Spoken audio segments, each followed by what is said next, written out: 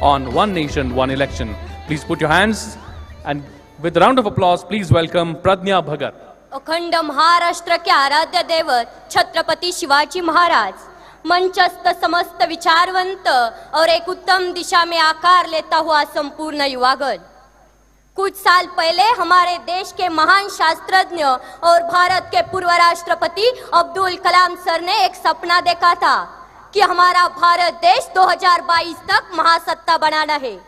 आज 2019 साल शुरू है। मुझे नहीं पता कि 3 साल में हम महासत्ता बन सकेंगे या नहीं, लेकिन देश में बार बार होने वाले चुनाव, उनकी वजह से बर्बाद होने वाले समय, पैसे और निर्माण होने वाली अस्थिरता की वजह से हमारे देश को महासत्ता बनने में बड़ी रुकावट है, जिसको चाहे तो हम दूर कर सकते हैं एक देश एक चुनाव संकल्पना के माध्यम से। नमस्ते, मैं प्रज्ञा भगत छात्र संसद में युवाओं का प्रतिनिधित्व करते हुए अपनी बात रख रही हूँ।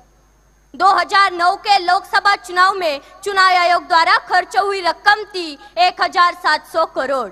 2014 के लोकसभा चुनाव में वही खर्च था 4000 करोड़।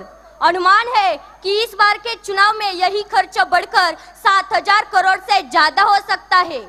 ये सभी लोकसभा चुनाव के खर्च के आंकड़े हैं। बाकी हमारे देश में विधानसभा चुनाव और कई तरह के चुनाव होते हैं, जिसमें होने वाला सरकारी खर्च लोकसभा चुनाव से कई गुना ज्यादा होगा।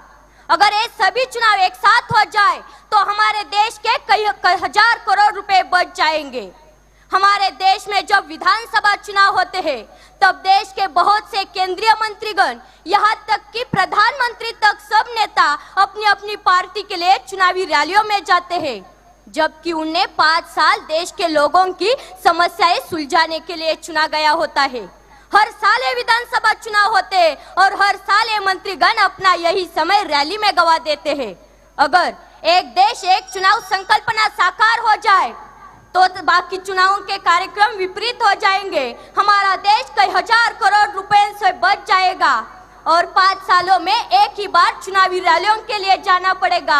यह एक बहुत बड़ा फायदा हमारे भारत देश के लिए होगा। ना रुकेगा आचार संहिता की वजह से विकास और ना वो जाएगा प्रशासकीय व्यवस्था के ऊपर। बस इस पूरी संकल्पना में मुझे एक दिक्कत दिख रही है।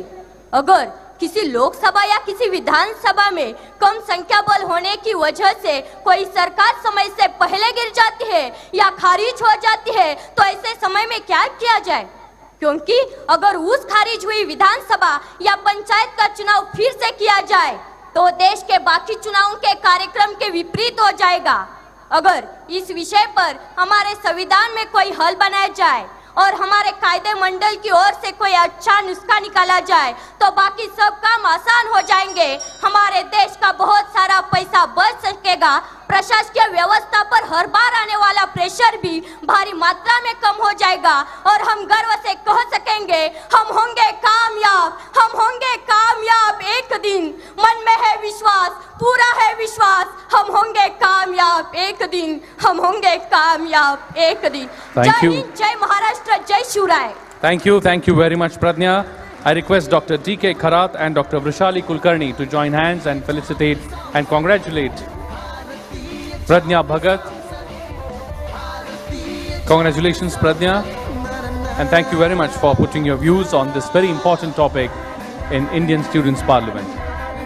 A big round of applause, my friends, for Pradnya Bhagat.